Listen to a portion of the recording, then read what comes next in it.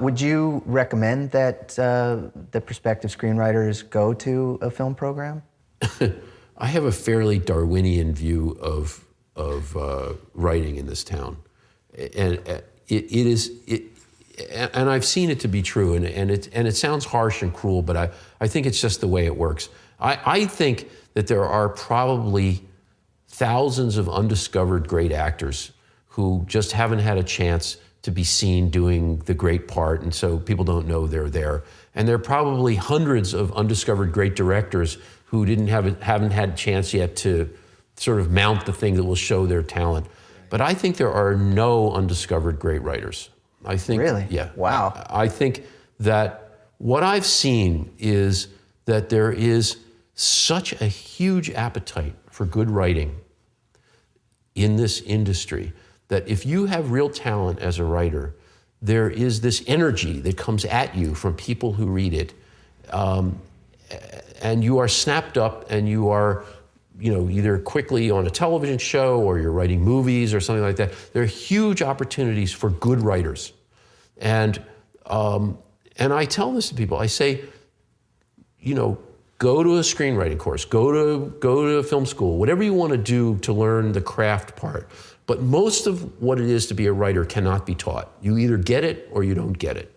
And if you've written, say, 3 scripts, and you've never felt that feeling of people calling you and saying, oh, we want to, or with your script is great, and if you've never felt that energy coming at you, then you should find something else to do, because it ain't going to happen. I just believe that. Well, doesn't that discount, though, that other practical element of getting your script in front of people? Here's the weird thing. You can get somebody to read your script. And what I have seen is if you're good, anybody is going to respond to your material. In fact, it's actually quite ironic to me that so much of what is done in our town is mediocre. So much of television is mediocre. So many movies are bad. And yet, the people who are responsible for those mediocre products, those executives, those agents, whatever, are very good at spotting good writing. It's fascinating to me. They can tell what good writing is. I never understood that, because they make things that are bad, but they still know what's good.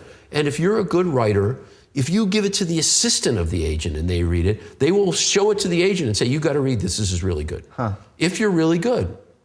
Well, that brings up the question of agents then too. I mean, yes. if you're no one, but you feel like you've got a handful of good scripts. Yes. Is that essential? I mean, do you need to get an agent, and do agents generally do the legwork for the writers to get it in the hands of the right people? Well, I hate to say this, but I think that I have been so far from my beginnings for so long. Do you know what I mean? In other words, I don't know how it works today for people just starting, but my guess is that you need an agent because people still don't want to read unsolicited material. I think you need an agent to get your material seen by people in such a way that they will read it. I think getting an agent is very difficult, but it's still possible. And I think, look, people come to me all the time who are just arriving here, young kids, whatever. And off the bus from Wichita. Yeah, off the bus from Harvard or, right. And they say, how do I break in? And the thing is, there is no one way to break in. It's not like you have to go to law school or business school or medical school. There are 1,000 ways to break in, but they generally have something to do with creating relationships with people.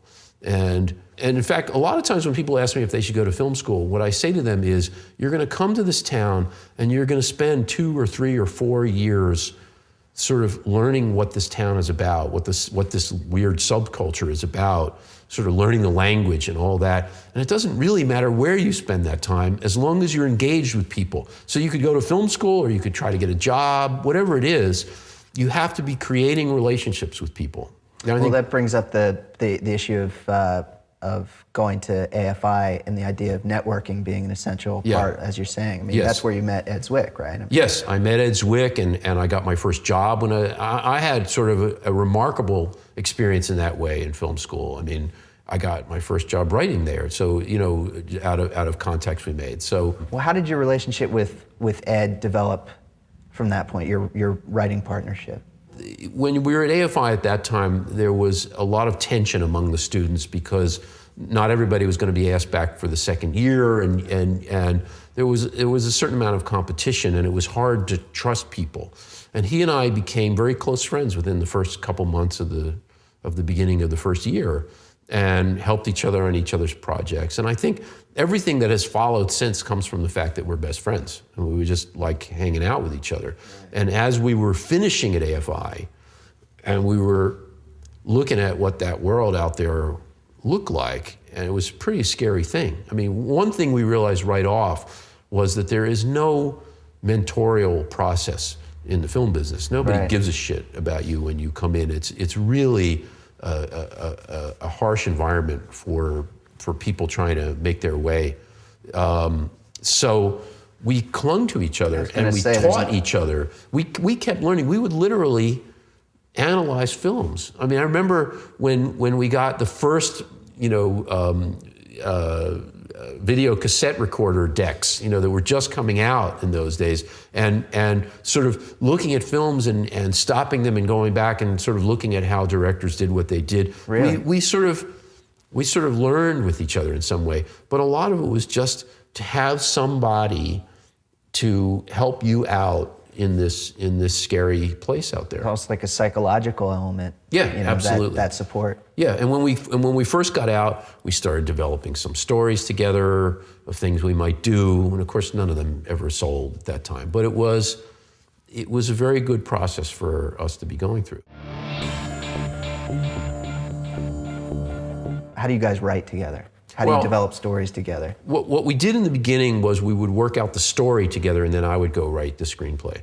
And I went through a period right around what I was talking about, 1985, when I had done all of this work and I was just burnt out, and I was really blocked. I couldn't write it anymore. And there was a screenplay I was writing for Ed to direct about this baby genius who was sort of the next step in human evolution.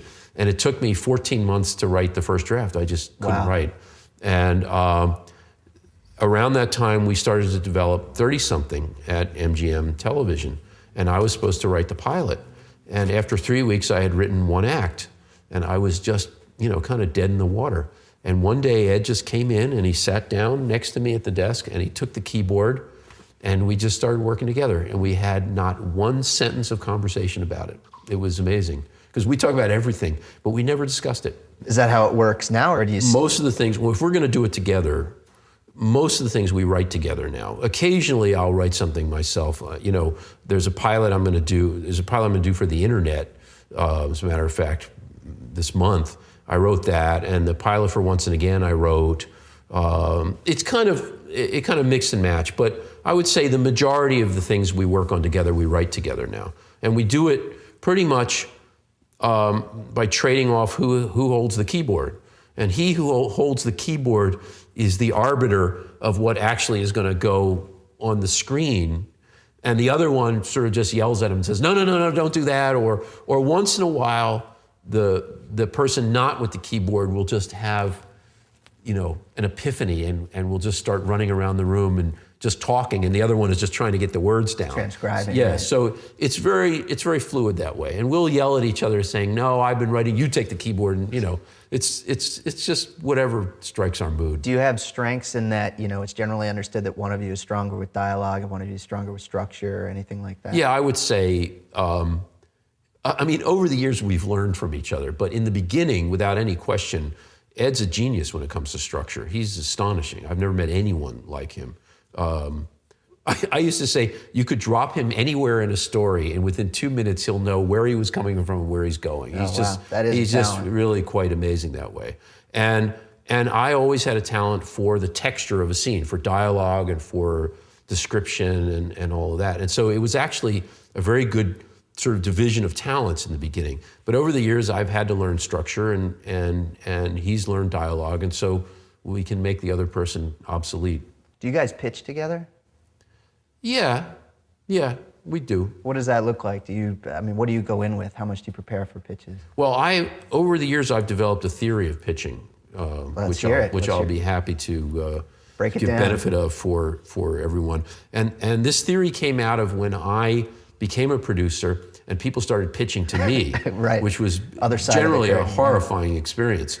And what when people pitch, they are so consumed with their own anxiety that they don't realize how anxious the other people are in the room. And when people would pitch to me, they would tell the story, and by about 2 minutes into it, I'm going, oh shit, now I forget the name. Now, did they say that's the main character? All right, now wait a minute. Okay, but are they related or not? And I'm already confused about what they're saying, okay? Then they've spoken for 15 minutes, and I'm thinking, is this the first act? And is this gonna be like a 2-hour pitch? Or are they almost done? Because I don't even know what it is. I don't know if I like it. It's just feeling lost. And I realized this is all wrong. You should never just start in the beginning of the story and tell the story, which is how everybody pitches. Right. That's the worst way to do it. All right, so what's the I trick? developed what I call the concentric circle theory, which is to say you walk in and you say what this goddamn thing is in one sentence. This is a story about a guy who da-da-da-da-da-da-da-da. That's the whole movie right there. You pitch the person goes, oh, okay. And so then you tell the story in 3 sentences. Yeah, well, this guy, he grew up in Philadelphia, and he always dreamed of that. So he goes there, he goes through all these adventures, and finally at the end, he gets all the things that he wanted, da-da-da-da-da. 3 sentences, okay? Then they're going, oh, all right. So then you tell the story in 10 sentences. And then you're bringing in some of the color, and you're telling who the other characters are. But you keep it to 10 sentences. And the truth is that you'll never even get through the 10 sentences. In other words, you will have either sold the project or not sold the project because it was never going to sell, because they already have a story like that, or they're not interested in that kind of story, or that's what they like. But in all the times I've pitched, I've never had to tell the whole complete story in that meeting, because they knew what it was I was giving to them in some way. And I took away that anxiety of being at sea, of not knowing really what this is about or what I'm heading toward. Or Do you think that's common among producers or pitchees, as it were, that they prefer that, they would all generally prefer that style? I don't know, because I've never had that conversation with anyone. In other words, I just know that almost nobody pitches the way I'm talking about it. It's, most people come in and they tell the story, or they'll do a little preamble and then they'll just start telling the story. And I just think it's a very unwieldy way to go about it.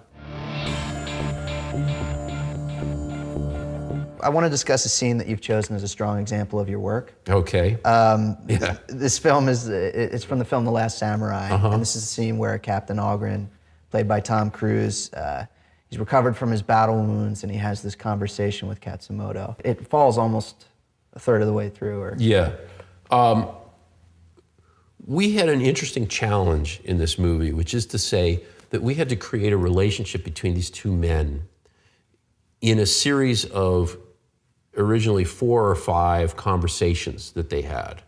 And in a big film like this, it's very difficult to create the space for conversation. You want to be in action in some way. Right. So it was something that I actually got a great deal of enjoyment out of, was creating this sort of clash of 2 philosophies in some way between these 2 guys, and it also creating their connection with each other, their growing affection for each other. So it was a lot of fun for me to write these scenes, and this was the most fun for me because it was about the philosophy of Bushido and the central tenet of samurai life, which was basically that it's a death culture, that they worship death, and that they believe that everything you do should lead toward this good death that you have, this honorable death, and that is so at odds with Western culture and what we believe. And to find this pathway through this conversation that had humor in it and irony in it, right, was something that was just delightful for me, and it was kind of a surprise, and it wasn't something we really intended, but as I was writing it, it just kept being funny to me, So that was it came out originally in that tone? Yes, it wasn't intended that way. It just came out in that tone. This is, a lot of writing is basically hallucinatory. It just is. How do you mean that? Well, these characters emerge and you don't really know why or where it comes from. It's not like you intend all of it.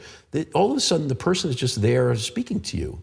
And you hear what they say, and you see their their expression and their tonality, and it's not like you planned it in some way. They start to have a life of their own. And Katsumoto started to emerge for me with this particular sense of humor that I was actually not even sure would be historically correct. I didn't know if these guys had any sense of humor. Yeah. And it was something that I worried about. But that was the guy that I saw. He had this slightly mischievous, ironic sense of humor about stuff. And I would say to Ed, you know, I don't know if these guys were like this. They may have just been sons of bitches, you know, and I don't know if they were like that. Just killing machines with no sense of humor. And so it worried me. And of course what happened was, you know, we cast Ken Watanabe, who's got to be one of the funniest human beings I've ever met in my life. I mean, he's just a total doll. I mean, wonderful human being. And he just ate up that stuff. And by the way, all of the Japanese actors in the movie, especially Ken and Hiroyuki Sanada, who played his sort of second in command, the tough guy. Yeah, they both had done a lot of samurai films and were extremely committed to being accurate in the depiction of the culture. And Ken had no problem with this guy's humor. I mean, he thought that was fine. He loved it in some way and went with it. But the notion that Algren, the Tom Cruise's character, would be saying, "Oh yeah, that son of a bitch, he got all those guys killed." No. And here is Katsumoto saying, "Oh, that's pretty cool. I like that guy. Oh, that's a good death." You know, the idea that we could find humor in that moment to get a Western audience to begin to ask that question of why is this guy saying that's a good thing? To sort of look at this aspect of Japanese culture in a different way, and then to look actually at our own culture, because I believe that in fact we in the West are so afraid of death, especially now at this moment. Right. We're so afraid of death, we're so afraid of loss or of losing anything that's important to us, that we have become so risk averse in our lives and with our children and in the world in general, that this was a very important message that I wanted to get across. Well, and the Algren characters are stand-in in that sense then. And how was the scene meant to develop his character as well? Because there's an ongoing evolution with him too.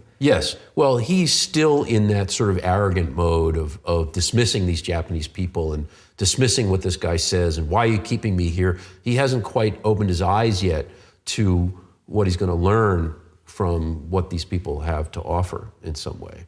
And by the way, in the beginning of the scene, he's limping not from his battle wounds, but because he had the shit kicked out of him the day before, you know, by the mean guy, you know, which is to show that for all of his prowess as a warrior, this other guy was much better than he was. Yeah, can wipe the floor with him, right? Yeah. Did the dialogue go through a lot of changes? I mean, did you do a lot of revisions in that scene, or did it evolve in any way through the writing? No, actually, that was one of those scenes that just kind of had a, you know,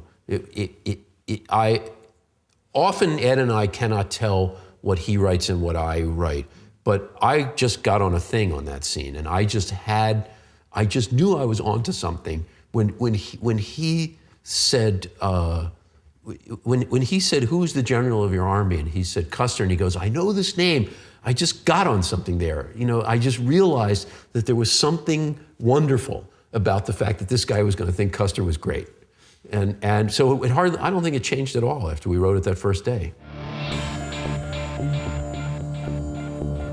What's the best thing you've ever written? Best thing I've ever written?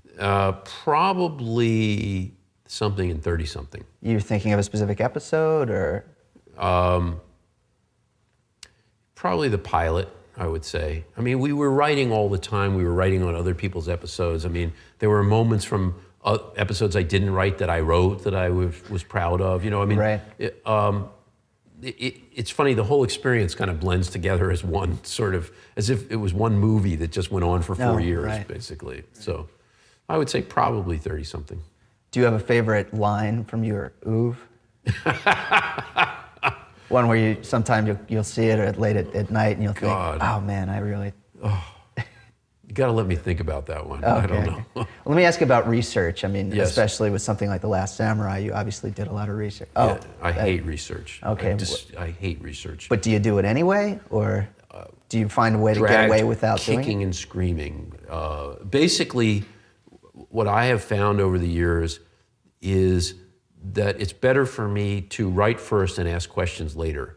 And 94% of the time, I've gotten it right anyway. That's just a weird thing.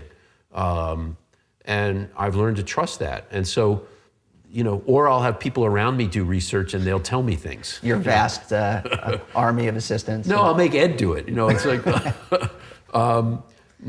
for some reason, maybe it's just some lingering thing from high school or something. I just hate doing research. That's too much like homework. It's too much like homework.